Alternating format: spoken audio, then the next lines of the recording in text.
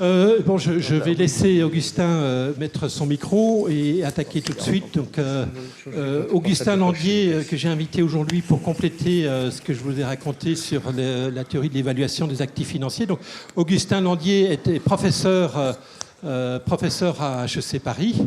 Il a déjà une longue carrière. Il a fait sa thèse au MIT.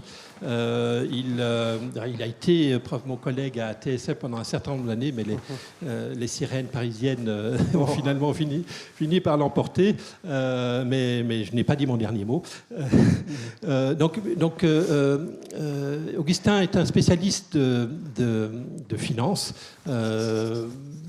Finance d'entreprise, donc il a pas mal regardé les problématiques de coût du capital des entreprises et de l'impact du coût du capital sur les investissements de ces entreprises. Il a eu aussi une action assez forte sur les problématiques de rémunération des dirigeants d'entreprises dans un papier qui est resté célèbre et qui est extrêmement souvent cité.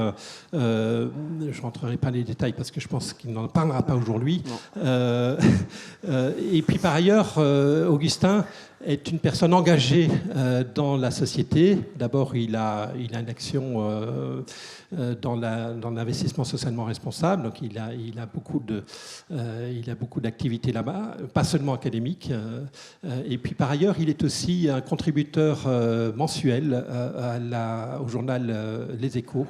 Donc il a des tribunes mensuelles avec David Tesmar, son collègue du MIT.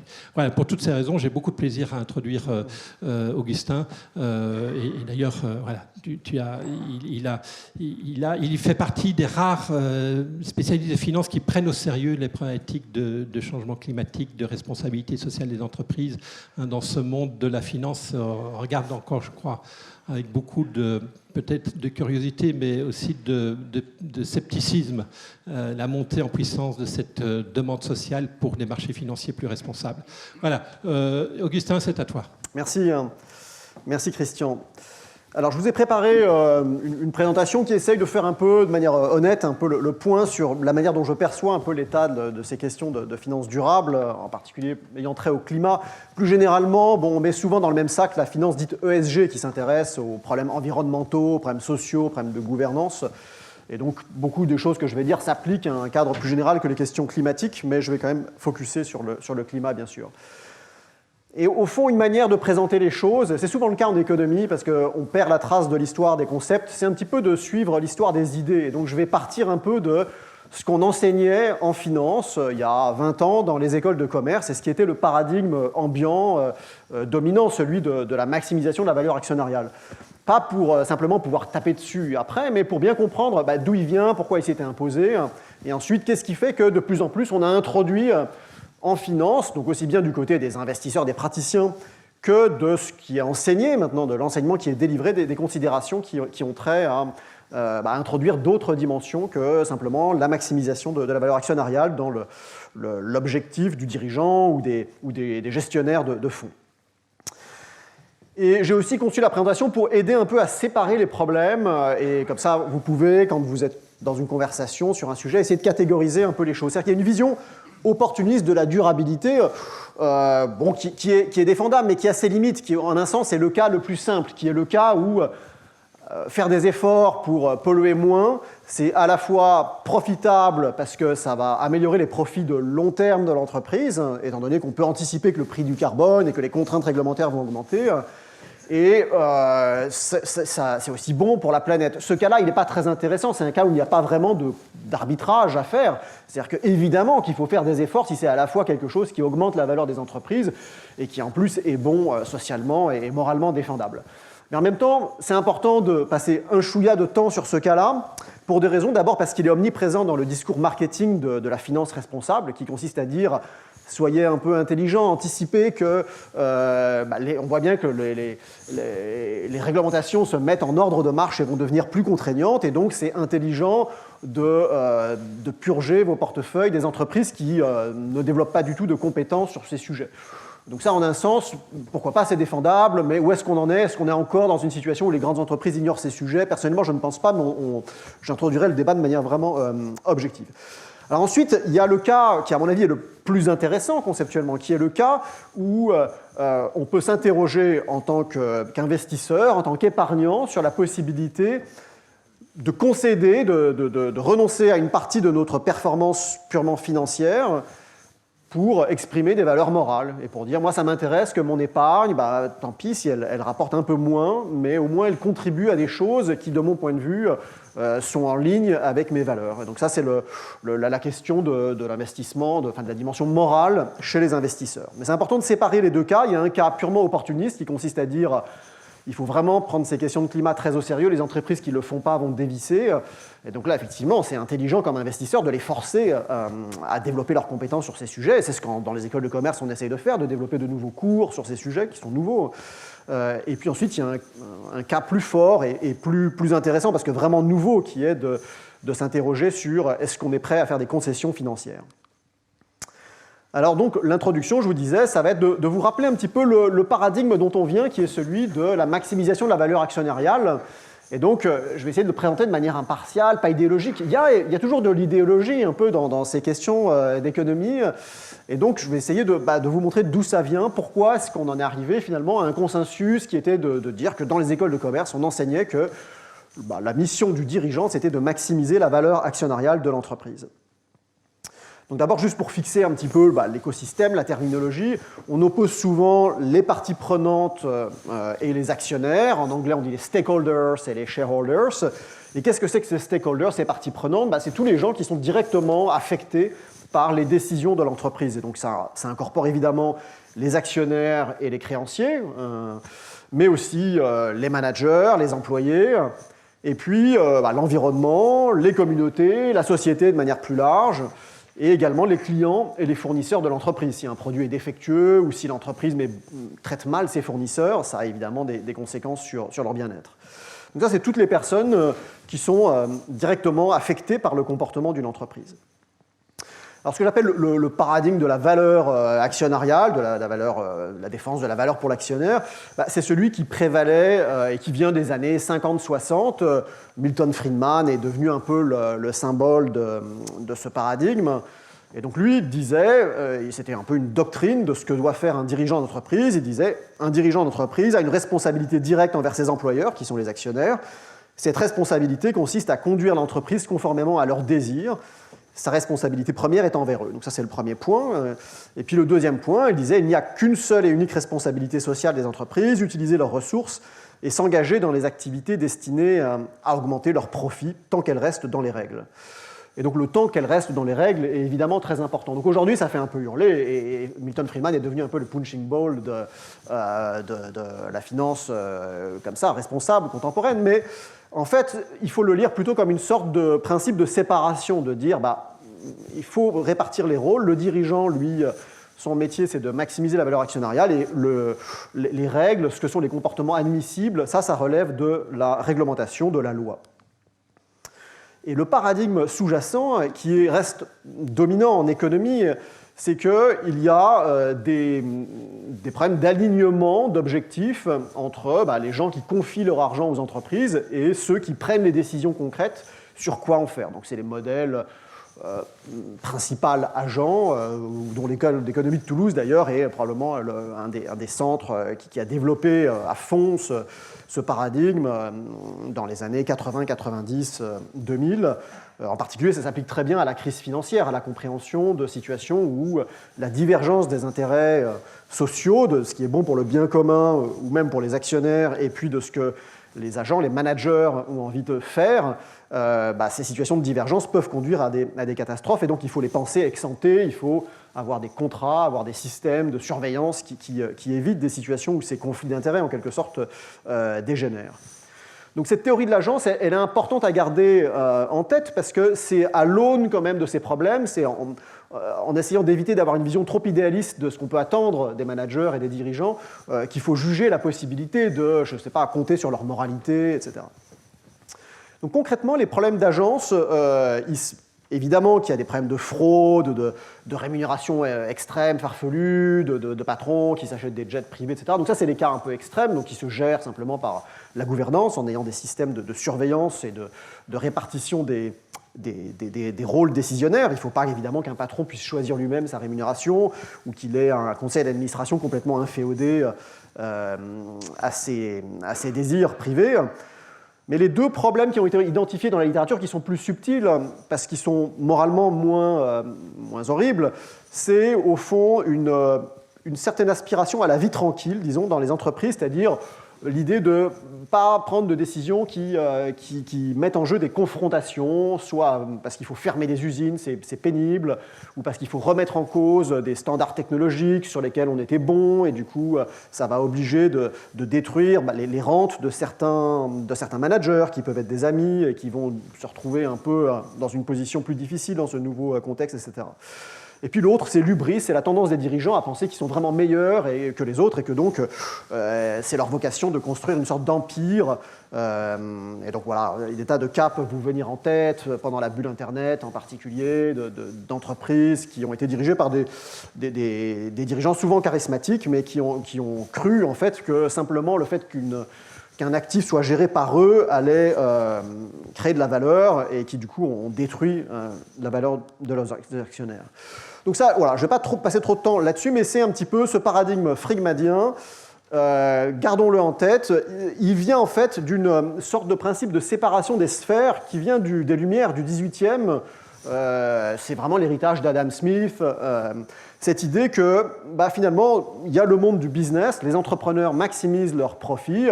Il y a la fameuse phrase d'Adam Smith, vous savez, qui est « Quand je vais chez le boucher, je ne compte pas sur sa commisération, sa pitié pour me donner un bon morceau de viande, et réciproquement, il ne compte pas sur ma pitié à moi pour me vendre un morceau de viande. » Donc c'est un échange purement intéressé. Mais voilà, ce que Adam Smith a montré dans son ouvrage principal, c'est que finalement, ça fonctionne, cette sphère, parce que c'est la charge de la preuve fait que le boucher doit me convaincre que sa viande est bonne, moi je dois le convaincre que j'ai de quoi le payer, et finalement on coopère indirectement vers quelque chose qui, dans la sphère du business, peut être une forme de bien commun, à supposer qu'il n'y ait pas trop d'externalités. Donc c'est là que le cas de l'environnement est une déviation en fait par rapport à ce monde-là. Et donc je revenais sur cette séparation des sphères. Adam Smith était tout à fait conscient qu'il y avait une autre sphère qui était la sphère morale intime de l'individu. Il avait écrit d'ailleurs un ouvrage de sciences morales sur les sentiments moraux, où il disait évidemment c'est très important de réfléchir sur quels sont nos devoirs, nos responsabilités en tant que membre d'une famille, en tant que membre d'une communauté, en tant que citoyen. Et donc il y avait tout un apparatus sur réfléchir là-dessus. Sur cette question de la philanthropie dans la sphère privée, qui n'est pas une question que la finance un peu carnassière de Friedman néglige. En fait, Friedman dit c'est très important la philanthropie, mais c'est aux actionnaires de décider à qui ils veulent donner leur argent, parce que ce n'est pas l'argent du patron, c'est l'argent des actionnaires. Bon, et puis il y a l'autre sphère, qui est la sphère du gouvernement, où on est censé délibérer, un petit peu comme Christian l'introduisait, sur quels sont les trade-offs, jusqu'où on est prêt à aller pour collectivement internaliser des externalités, prendre en charge le bien-être des générations futures. Et donc voilà, il y avait cet idéal d'une séparation des sphères qui a le mérite d'une forme de pureté, c'est-à-dire que ça évite des situations de flou ou d'ambiguïté. Donc voilà d'où on vient, voilà ce qu'on enseignait grosso modo dans les business schools, je dirais, il y a 20 ans. C'était ça le paradigme dominant. Alors il a été très attaqué, ce paradigme, et je dirais il y a 4 grandes préoccupations qui peuvent donner lieu à une remise en cause de ce paradigme. Donc la première, c'est des questions de prédation sur les parties prenantes. C'est l'idée que, en disant aux patrons d'entreprise, votre objectif c'est de maximiser la valeur actionnariale, au fond, ce qu'on leur dit, c'est si vous trouvez des petites entourloupes, des choses qui exproprient en quelque sorte les autres parties prenantes au bénéfice de l'actionnaire, faites-le, ça fait partie de votre mission. Donc ça, c'est des effets pervers qu'on peut essayer de contenir en ayant des systèmes de contrats qui évitent ces situations, mais il n'en reste pas moins que, voilà, c'est vrai que quand on ferme une usine, peut-être pour rendre l'entreprise plus propre, par exemple, ça peut induire des pertes des valeurs immobilières, le fait que les gens, évidemment, perdent leur emploi, etc. Donc il y a bien ces externalités.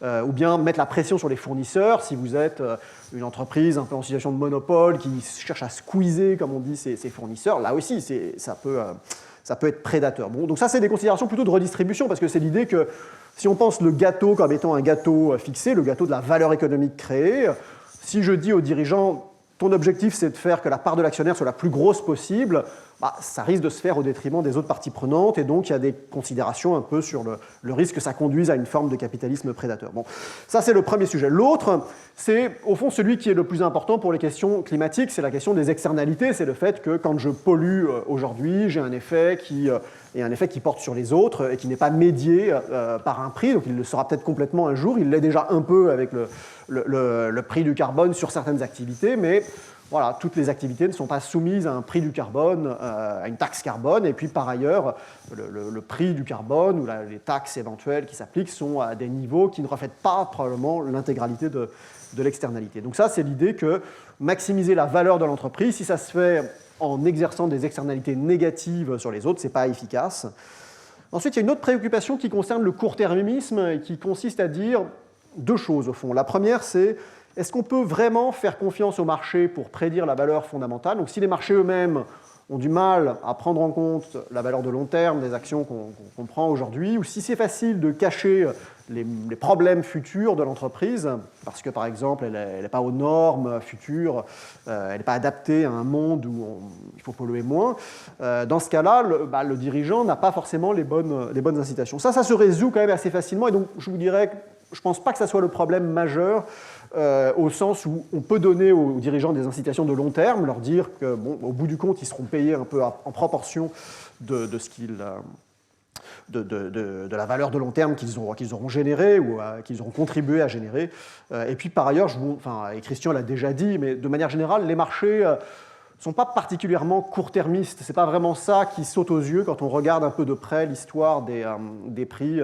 Au contraire, disons, s'il y a des anomalies dans les marchés, c'est souvent une tendance à s'emballer un peu trop et à faire des bulles, à valoriser très haut des entreprises qui promettent de faire des profits dans 10 ans ou dans 20 ans. Et donc, en un sens, on a connu toutes ces révolutions technologiques, qui est la bulle Internet et puis celles qui ont suivi, où le marché s'enthousiasmait, et finalement, peut-être que socialement, c'était optimal, parce que ça a créé un enthousiasme très fort pour les technologies, mais ça a quand même conduit à de la destruction de valeur actionnariale. Certains épargnants ont perdu de l'argent. Bon, et puis, le dernier point, la dernière remise en cause de la maximisation de la valeur actionnariale, c'est des questions morales, c'est de dire l'actionnaire il a le droit, en tout cas, d'intégrer des considérations morales et de dire aux dirigeants, non, moi, ce qui m'intéresse, ce n'est pas de maximiser la valeur de l'entreprise dans toutes les situations. Je veux que ça soit fait, pas seulement en respectant les règles qu'impose le gouvernement, mais également en respectant des règles morales qu'on va s'imposer si vous voulez recevoir notre argent. Et donc, il peut y avoir une sorte de pacte entre l'investisseur et l'entreprise pour, finalement, pousser plus loin le type de règles auxquelles l'entreprise va s'astreindre. Alors, bon, est-ce que finalement on est dans une période où il faut simplement renoncer à la maximisation de la valeur actionnariale pour dire, voilà, il faut que les dirigeants d'entreprise maximisent quelque chose de plus global qui serait la stakeholder value, quelque chose qui prenne en compte les parties prenantes? C'est quand même pas facile en fait, et pour plusieurs raisons. Donc la première, c'est sans doute assez malsain de demander au PDG d'être philanthrope avec l'argent des actionnaires. C'est-à-dire qu'il faut quand même créer tout un système de surveillance et de règles sur ce qu'ils ont le droit de faire, parce que chacun peut avoir ses causes. On peut être passionné par la défense de, je ne sais pas, tel ou tel écosystème. Il faut vraiment réfléchir sur la légitimité des actions philanthropiques. Bon, mais ça peut se faire, on peut contractualiser ces questions. Mais surtout, la valeur pour les parties prenantes des décisions, enfin l'impact pour les parties prenantes des décisions d'une entreprise est très difficile à mesurer. En fait, ce qui faisait la force de la maximisation de la valeur actionnariale, c'est qu'on a quelque chose de mesurable qui est la valeur boursière d'une entreprise. Elle vaut ce qu'elle veut, elle est bruitée, c'est un peu volatile. Les marchés ne sont pas omniscients, évidemment, mais malgré tout, ça donne une jauge qui a le mérite d'être beaucoup moins floue qu'un objectif un peu flou. Et donc, voilà, il faut quand même toujours garder en tête l'idée que quand on entend des interviews de dirigeants d'entreprise, souvent c'est plutôt ceux qui sont en difficulté sur la question de la gestion, disons, de leur entreprise et des profits, qui mettent en avant le fait que oui, effectivement, ils perdent de l'argent, mais d'un autre côté, ils ont fait beaucoup d'efforts sur les questions environnementales, les questions des externalités. Donc il faut avoir en tête que le problème d'agence, il ne disparaît pas juste parce qu'on parle de questions morales et de capitalisme vert. Il reste, il ne faut pas être naïf, il y a un risque que les dirigeants d'entreprise instrumentalisent le sujet pour cacher, au fond, des fautes de gestion ou des manques, disons, d'ambition derrière le paravent, disons, d'être plus responsable que les autres. Donc ça, il ne faut pas se dire que l'aléa moral a disparu. Donc ça, c'est ce dont on vient. C'est pas si facile que ça de quitter le monde de la maximisation de la valeur actionnariale.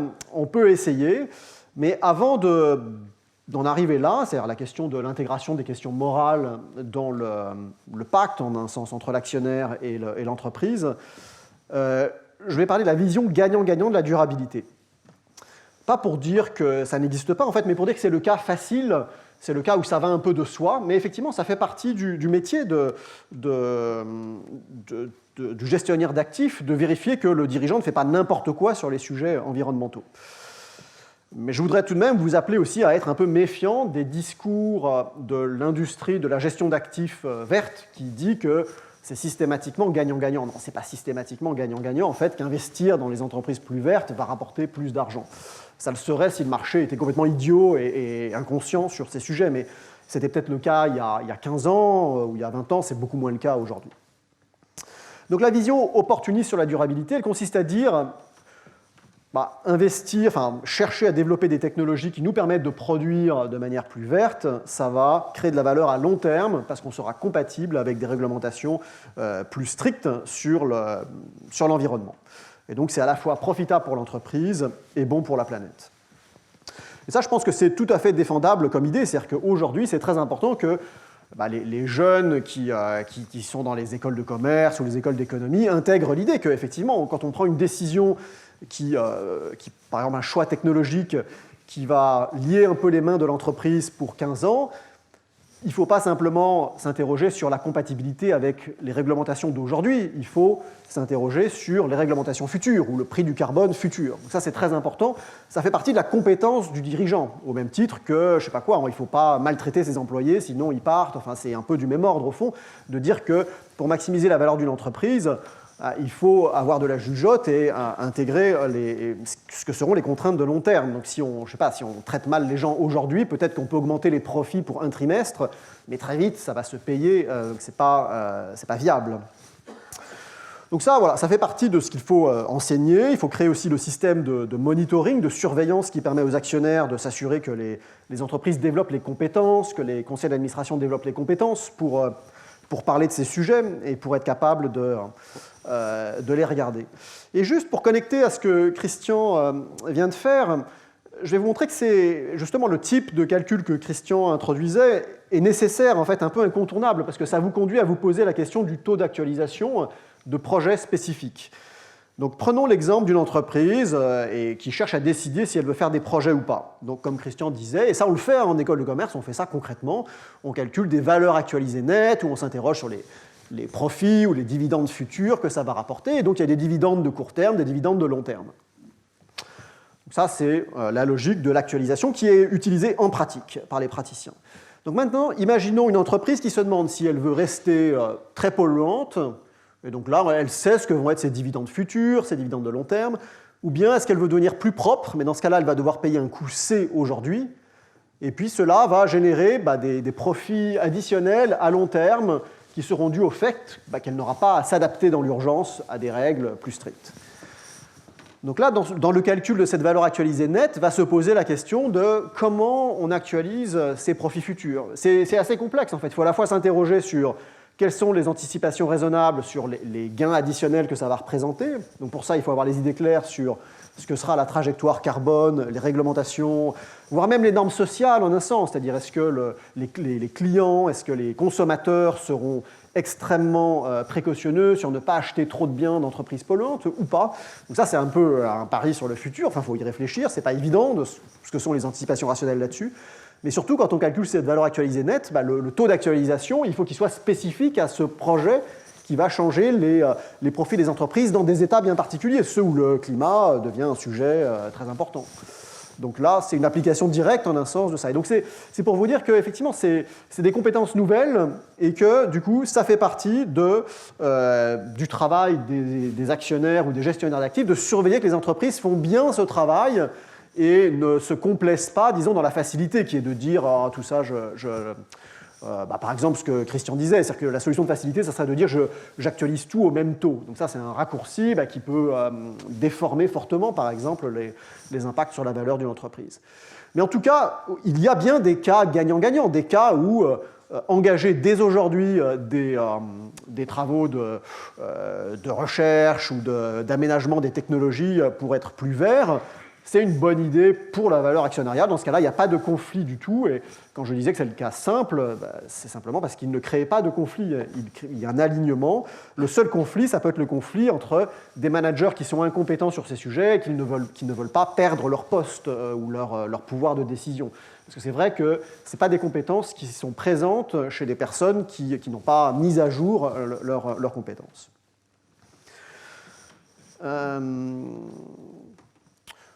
Voilà, donc je dirais sans doute que le problème de la compétence, qui est de l'aléa moral classique, est sans doute le plus important sur ce qui peut conduire des dirigeants à ne pas prendre spontanément, ne pas investir spontanément sur des projets qui sont à la fois propres et qui en plus augmentent la valeur de l'entreprise. Je sais que Jean Tirole dit souvent qu'il faut quand même être très pervers pour ne pas investir dans des projets qui sont à la fois bons pour la planète et bons pour la valeur de l'entreprise, le bonus du dirigeant. Donc la seule explication, ça doit être quelque chose de l'ordre de la compétence ou de la mauvaise compréhension, disons, de ces sujets. Et donc c'est pour ça qu'un des gros travaux en cours de la finance responsable, c'est de mobiliser en un sens les entreprises pour s'assurer qu'elles développent les compétences. Les grosses entreprises le font, je pense que les entreprises de taille moyenne ont plus de mal parce que ce n'est pas la priorité et que ce n'est pas encore complètement mainstream. Après, est-ce que les actionnaires vont fortement bénéficier d'investir dans des entreprises qui sont plus vertes que la moyenne? Là-dessus, il faut se méfier. C'est-à-dire qu'il y a une thèse qui est ce qu'on peut appeler la thèse d'un repricing lent, d'une revalorisation lente. C'est-à-dire que dans un monde parfait de marché efficient, dès qu'on a compris que le climat était un problème, les prix auraient dû s'ajuster pour refléter l'état des connaissances et le fait que les entreprises ou les activités très polluantes allaient être progressivement décotées. Alors peut-être que les marchés, c'est le cas dans la réalité, mettent du temps à s'adapter. C'est-à-dire que dans la pratique, on ne voit pas ces espèces d'ajustements complets, instantanés, qui sont prédits par les marchés efficients. Les entreprises peuvent mettre du temps à comprendre. Dans certains cas, ça prend quelques minutes ou quelques jours, et ça intéresse beaucoup les hedge funds, parce que ça laisse de l'espace pour faire de l'arbitrage. Et soit dit en passant, une partie de l'utilisation des données dites ESG, ça relève de ça. C'est-à-dire que la surveillance satellite du niveau de pollution des usines, en réalité, c'est un très bon indicateur du niveau d'activité des usines. Et donc, beaucoup de fonds qui disent qu'ils font de la finance ESG, en réalité, ce qu'ils font, c'est utiliser les données ESG pour, de manière intelligente, anticiper si une entreprise va bien ou mal. Mais ce dont l'industrie financière parle souvent, c'est d'une sous-réaction de vraiment long terme qui dirait que, de manière un peu systématique, investir dans les entreprises plus vertes va rapporter à long terme. Là, on verra ce que c'est toujours difficile, en plus de jauger ex post si c'était le cas ou pas, mais en tout cas, c'est pas une évidence parce que quand même, ce sujet est très présent dans la presse financière et dans les préoccupations des dirigeants. Donc, je dirais ne pas trop miser là-dessus comme une motivation de la finance responsable. Je vais passer un petit peu vite là-dessus, mais j'ai un papier qui regarde ce qui se passe quand il y a de mauvaises nouvelles concernant le comportement environnemental d'une entreprise. Et donc, ce qui est intéressant, c'est que, de manière instantanée, la valeur actionnariale des entreprises tombe. Je ne vais pas rentrer dans le détail de la formule, mais grosso modo, pour comprendre pourquoi la valeur d'une entreprise tombe au moment où une information nouvelle est révélée au marché, il y a deux explications possibles. La première, c'est que les gens révisent leurs anticipations de profits futurs, à court terme et à long terme. L'autre, c'est que le taux d'actualisation change, par exemple parce que l'entreprise maintenant est considérée comme plus risquée, auquel cas le marché va dire « Ouh, je veux une prime de risque pour détenir cet actif » et donc ça va justifier une chute du prix. Et donc, ce qu'on voit dans nos données, on regarde comment les analystes changent leurs anticipations de profits futurs sur les entreprises et on voit que ça s'ajuste assez vite, ce n'est pas instantané, ça prend quand même quelques semaines, mais surtout que ça porte sur le long terme. C'est-à-dire que systématiquement, les analystes considèrent que des mauvaises nouvelles, des mauvais comportements concernant l'environnement remettent en cause la profitabilité de long terme des entreprises. Et donc on les voit baisser en particulier les profits à horizon 3, 4, 5 ans de l'entreprise. Donc ça c'est intéressant en fait, ça veut dire que les marchés en tout cas ont bien intégré ce sujet, ce n'est pas quelque chose de complètement dans l'imagination, c'est concrètement pris en compte dans les prévisions futures. Et donc ce qu'on voit c'est qu'en fait dans nos données, en tout cas il n'y a pas besoin il n'y a pas de changement sur les primes de risque en fait, ce qui change c'est vraiment la perception des profits futurs de l'entreprise. Voilà, donc avant de quitter le cas gagnant-gagnant, disons, où finalement tout le monde est aligné, il faut juste se mettre en ordre de bataille pour être compétent et faire ce qu'il faut faire pour à la fois maximiser la valeur de l'entreprise et celle des actionnaires, enfin, et le bien-être commun. Évidemment, ça ne résout pas tout parce qu'il reste des externalités. Donc, il reste quand même des situations où l'entreprise, quand elle pollue, elle exerce des externalités. Peut-être que la réglementation ne se mettra jamais à un niveau où ces externalités sont complètement payées par l'entreprise. Alors là, il y a un cas intéressant qui est celui des gros actionnaires, en particulier les actionnaires diversifiés. Ce qui est intéressant, c'est qu'eux vont intégrer des externalités que l'entreprise elle-même ne va pas intégrer spontanément. Donc, si vous êtes BlackRock ou Amundi en France, donc vous êtes un gros actionnaire qui gère l'épargne de, grosso modo, la classe moyenne de votre pays, non seulement vous pouvez intégrer des préoccupations sur le bien-être des personnes qui vous ont confié leur argent, donc ça a du sens de dire je vais prendre en compte aussi l'impact de ce que font les entreprises sur le bien-être et pas seulement me préoccuper de la valeur actionnariale de mon portefeuille, mais aussi, de manière encore plus directe, vous allez intégrer l'effet d'une entreprise A sur toutes les autres entreprises. Donc, le problème d'une entreprise individuelle, c'est que vraiment, si elle maximise sa valeur actionnariale, elle est spontanément très égoïste. Elle ne va pas prendre en compte l'impact qu'elle a sur les autres entreprises. Mais si vous détenez un portefeuille de toutes les entreprises du monde, là, vous commencez à vous sentir beaucoup plus concerné en tant qu'actionnaire par l'idée de mettre la bride à des excès de pollution, parce que si une entreprise gagne un peu plus d'argent en détruisant l'environnement qui permet aux autres entreprises de rester profitables, ce n'est pas bon pour votre portefeuille. Et donc, vous allez commencer à intégrer des externalités. Donc ça, c'est intéressant et c'est une bonne grille pour comprendre aussi pourquoi des actionnaires qui représentent des très grosses coalitions de petits investisseurs ont intérêt, en fait, à pousser les entreprises à être plus vertueuses que ce qu'elles veulent faire spontanément. Ce n'est pas une anomalie. Ce n'est pas forcément du marketing hypocrite, ça peut refléter en fait vraiment le fait qu'elles n'ont pas les mêmes intérêts individuels que les entreprises, qui elles sont plus égoïstes qu'un investisseur diversifié, qui s'intéresse au profit de son portefeuille. Alors pour finir, je vais parler du cas difficile, c'est le cas où finalement il y a bien un conflit entre la valeur de l'entreprise et les préférences morales qu'un actionnaire peut vouloir exprimer. Et donc ça c'est intéressant. D'abord, c'est intéressant de comprendre pourquoi, au fond, si les actionnaires ont des préférences morales, la solution de Milton Friedman ne fonctionne pas. C'est une solution qui fonctionne uniquement si, par exemple, les décisions morales, c'est de donner à des œuvres philanthropiques. Donc les entreprises qui donnent, je ne sais pas, à l'Opéra de Paris ou à des... Donc là, Friedman disait, non, c'est pas, je ne sais pas quelle entreprise, de décider si on donne à la Philharmonie ou à l'Opéra de Paris, c'est à l'actionnaire, quand il reçoit son dividende, de décider quelle proportion il investit sur des œuvres de bienfaisance. Ça, ce cas-là, dans le cas de l'environnement, il ne fonctionne pas parce que ça serait extrêmement inefficace de dire, écoutez, on laisse les entreprises polluer comme elles l'entendent, et puis après, quand vous recevez votre dividende, vous pouvez planter des arbres.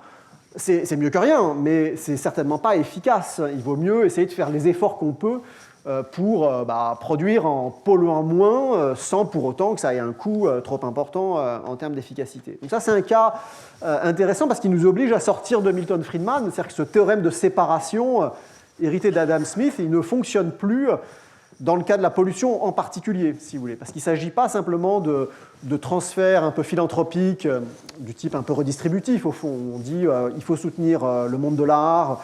Milton Friedman disait c'est aux actionnaires de décider, ce n'est pas au patron de l'entreprise, il n'y a pas une légitimité particulière, soit, mais dans le cas de l'environnement, ça ne fonctionne pas, cette séparation. Il va y avoir beaucoup de pertes en ligne si on s'en remet aux actionnaires pour réinvestir les dividendes gagnés au prix de la pollution, disons, pour dépolluer. Il vaut mieux nettoyer avant, en quelque sorte, que nettoyer après, c'est plus efficace économiquement.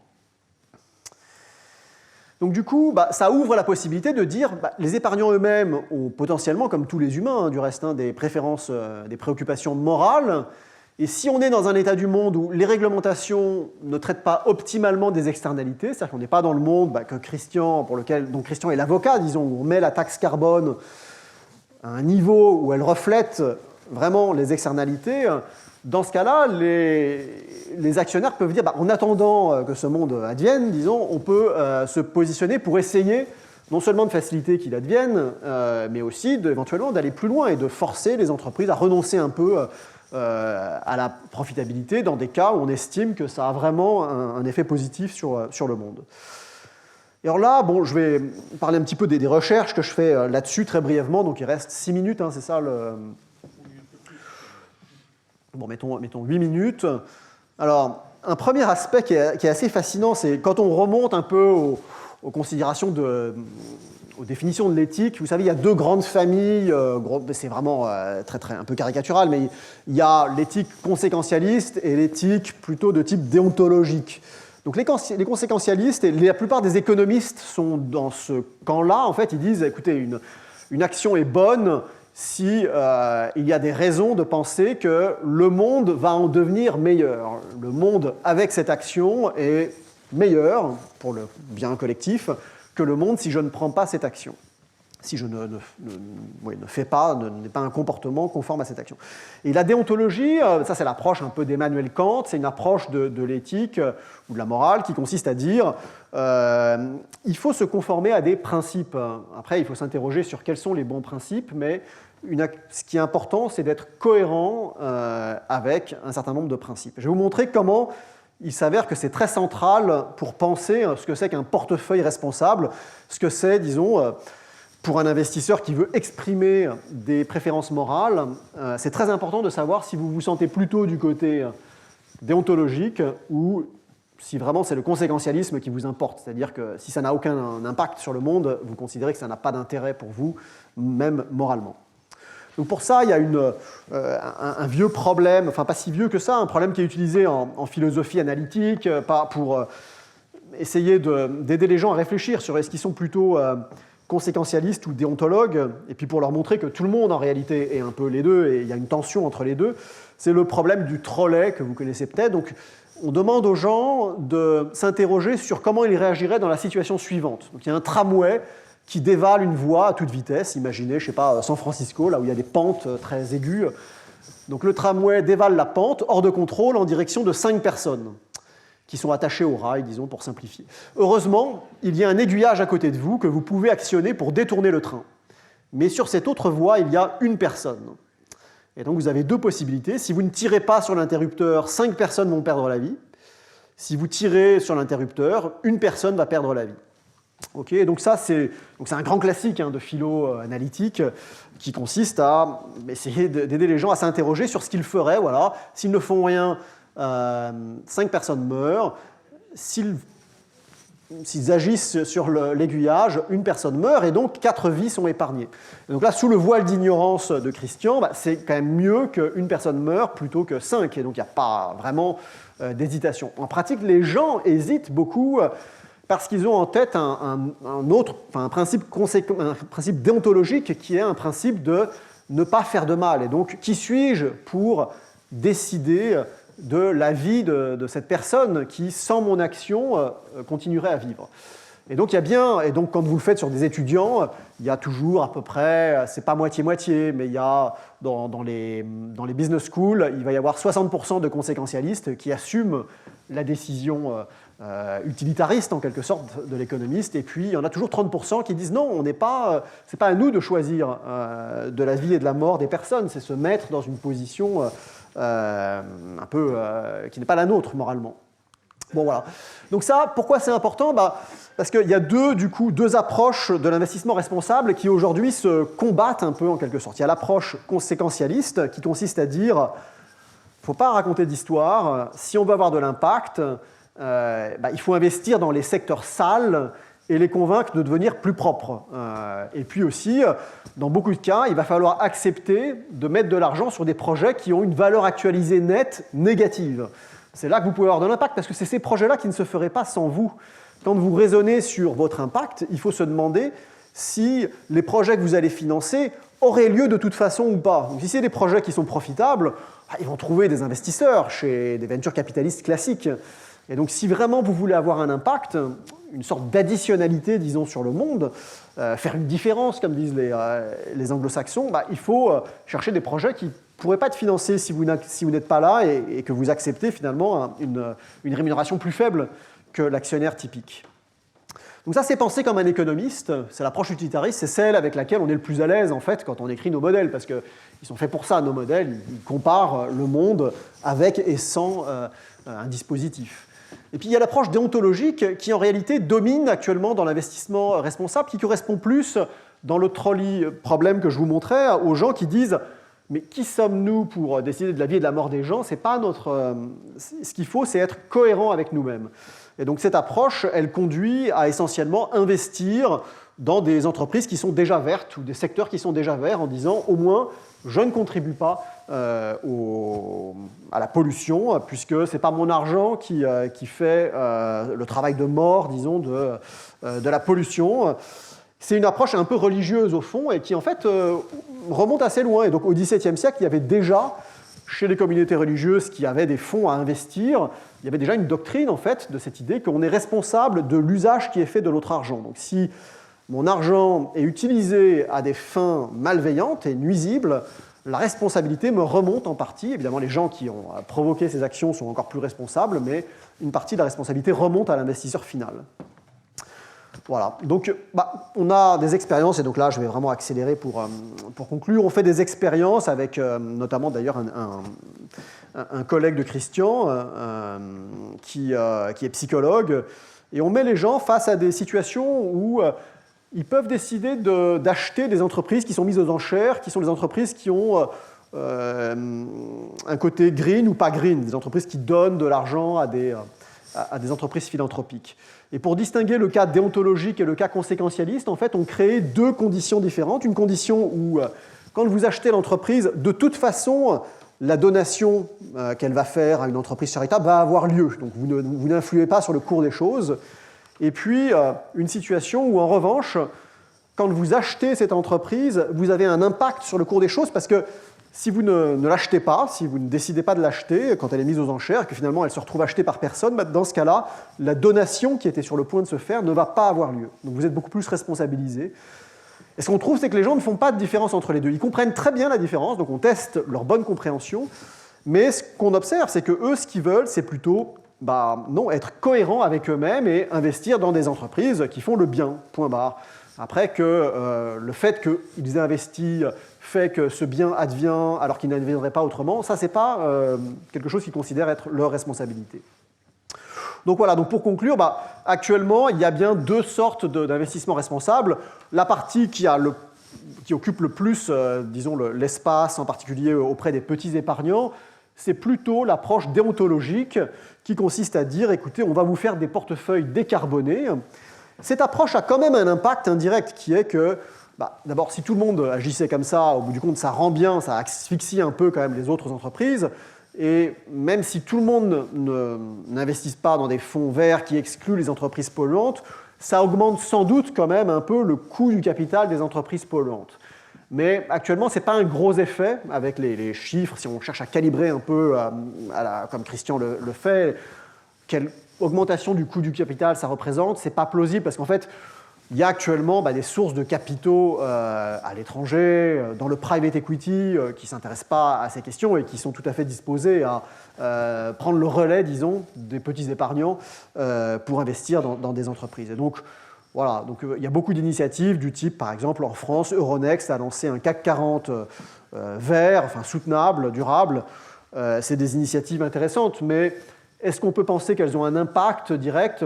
Pas sûr, sauf peut-être qu'il y a une sorte de vertu d'exemplarité, parce que c'est vrai que ça conduit un peu les entreprises qui ne sont pas dedans à avoir un peu honte et à essayer de faire des efforts. Donc il y a peut-être une vertu incitative ou d'exemplarité. Mais en tout cas, un effet dont il faut vraiment se méfier, je sais que Christian est sensible à ça aussi, c'est l'effet pervers des potentiels des investissements. C'est-à-dire qu'aujourd'hui, l'investissement vert pousse nos grandes entreprises du CAC 40, par exemple, à se délester de leurs actifs sales. Donc si vous êtes, mettons, un grand producteur dans le secteur énergétique et que vous avez des plages de sable bitumeux ou des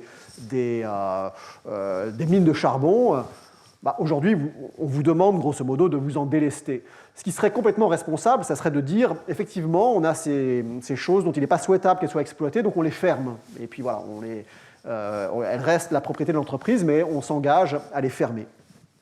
Ce n'est pas ça que font les entreprises, elles les vendent au plus offrant. en général, du coup, à des fonds de private equity qui sont assez opaques, parce qu'ils n'ont pas du tout les mêmes contraintes informationnelles que les entreprises cotées. Et donc, il y a du coup aujourd'hui beaucoup d'actifs sales qui passent sous le radar, parce que les entreprises qui ont pignon sur rue, qui sont poussées à devenir plus vertes, se délestent de toutes les activités gênantes, grosso modo. Donc ça, il faut être très très vigilant là-dessus. C'est évidemment pas optimal.